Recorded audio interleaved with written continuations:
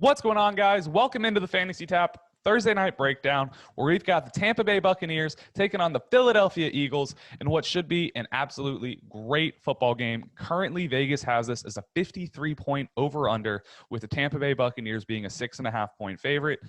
Hey, let's jump into this. But before we do, you guys need to remember to be subscribed to the YouTube channel, liking these videos, as well as hitting that bell icon so you don't miss anything we come out with. And you'll always know when we're doing a live stream that you guys can jump in, ask your questions away, and be a part of the community.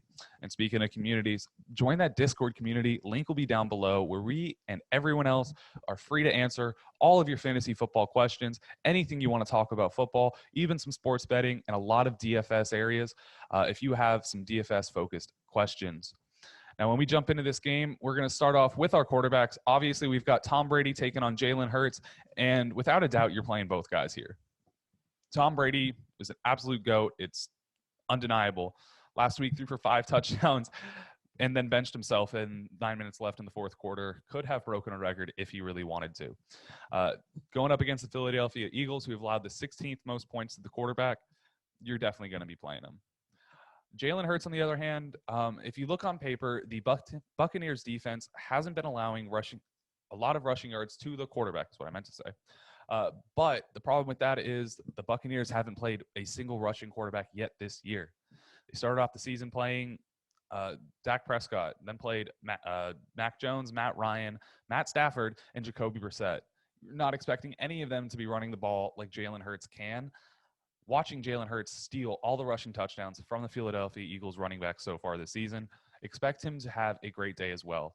I think that Jalen Hurts is comfortably slotted in as a quarterback 1 on the week with some upside of finishing as a top 5, and his floor is only going to be a mid quarterback 2 at worst. So definitely someone that needs to be into those lineups. Expect him to make a mistake or two, though. I'm expecting one interception from him. Going into the running backs, though, we're looking at a completely different picture. On the Tampa Bay side, you've got Leonard Fournette, Giovanni Bernard, and Ronald Jones. It's clear-cut as of last week that Leonard Fournette is that number 1 running back and the main guy there. But we know Bruce Arians will change that from any mistake, any reason whatsoever. So Leonard Fournette comfortably can fit in as a running back 2 with some expectations that he might be an absolute bum and not get the touches. But the upside is there if they decide to start running the ball heavily in the red zone. And the upside's there just on the touches that he's been getting. Problem being, again, make sure if you have a better option, take it. The floor for him is 3 points. The ceiling for him is about 20. If you've got someone else that can put up 11 points almost guaranteed, I'd be taking the shot on them over Leonard Fournette, but he will fit in comfortably. If you want that 0 RB strategy and didn't take a shot on anyone early, Mike's been balling out with it. Some guys in our listener league have been balling out with the 0 RB strategy. Make sure you guys check in on that. As far as Gio and Ronald Jones, I would definitely not be touching them. There's not enough proven record that they have the chance to even take over a share of that backfield this week, even though we know it's possible to happen. I wouldn't even be playing them in a 0 RB team. Miles Sanders coming out of the Eagles, though, I know a lot of people are losing faith in him. I know a lot of people are completely saying you can't touch this guy, but he is honestly a very high-end flex player, in my opinion. This week it's going to be a little rough being a Thursday night game. But if you're weak on it, if you have some weak spots on your team, especially with the bye weeks happening this week, missing out on 4 key teams, Miles Sanders is only ever a touchdown away from having a great fantasy day. He has been very consistently not good, but not terrible. Last week, he was able to get 11 carries for 45 yards, but got a lot of receiving work, and that's kind of great. The only thing he was missing was a touchdown to find himself as a running back, too. I do think he has flex potential and has big game potential, but again, floor is very low.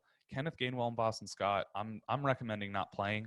I know Mike isn't very hot on Miles Sanders, and Kenneth Gainwell, he said, at least last week, was talking about how he would have taken Kenneth Gainwell over Miles Sanders, but preferably not play either.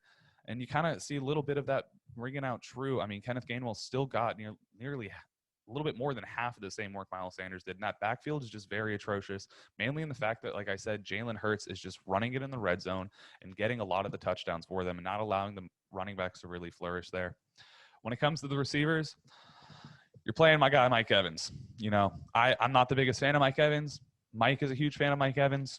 I personally think he's slightly overrated, but you're looking at a wide receiver 1 from all 3 receivers this week as upside with really the wide receiver one on the team being Antonio Brown since week 1 this year. Expect all 3 of them to definitely be playing, and definitely make sure you get them into your rosters if you got them. And then let's talk about the Eagles, because this is a whole different ball game. As we know, Devonta Smith has been getting some big games the past 2 weeks and has been getting 8 or more targets and 7 catches each week. I definitely think you need to slot him in as a wide receiver 2 or even a flex position with upside there. Jalen Reagor has not been doing it. He's been getting targets, but just has not been able to come down with the ball and not making big enough plays afterwards. He is the only receiver that I would even recommend taking in a 4-receiver league with open flex spots. I wouldn't be looking to play anyone other than Devonta Smith out of the receivers for the Eagles. When it comes to the tight ends, though, last week, Cameron Brate had some big plays, looked good. I'm sorry, he had one play that looked good, and then O.J. Howard was nearly unusable. Both of these tight ends, not like Gronk. Only usable tight end out of Tampa Bay is Gronkowski, and it looks like he is not going to be playing this week again. When we come to the Philadelphia Eagles tight ends, it's kind of like their receivers. They have some usability, but they haven't been getting great work. Zach Ertz last week did have an opportunity to have a huge game with Goddard being out this week, but I don't think that Zach Ertz is going to get enough of that target share for him to be a great tight end one. But definitely a streaming option if he's available for you, and definitely a space filler if you've got nothing better to do. He's someone that should have a floor of about 5 or more points with a ceiling of about 25 if for some reason he decides to break out. We do know that Zach Ertz is an incredibly talented tight end and a great receiving option. He just hasn't been seeing it because from what we've been hearing, hasn't been very happy in Philly until the past couple weeks. So with Goddard out, look for Ertz to possibly have a breakout game. But again, if you've got better options, don't get crazy. Go with your gut. Play your starters. All right, guys. Let's talk about the defenses. If you're going to be playing the defenses, definitely don't play Philly this week, as Tom Brady has been lighting it up through the air, almost like he's trying to break some record or something. The Eagles defense has not been doing it for anyone. Currently ranked the 14th defense on the year in standard scoring formats, only able to get 4 interceptions, 3 of them coming last week. So you're not expecting Tom Brady to perform like Sam Darnold.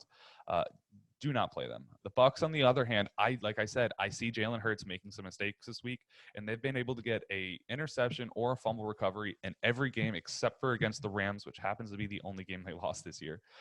So expect for their defense to capitalize on Jalen Hurts' not so great passing from what we've seen so far, as well as the young receiving core not being as talented.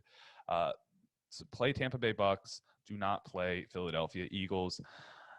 So, guys, thanks so much for tuning in for a great Thursday night breakdown. As always, make sure you are subscribed to the channel, liking the videos, as well as hitting that bell icon. And then again, do not miss out on the Discord. That is a great community for you. It's only going to help you out.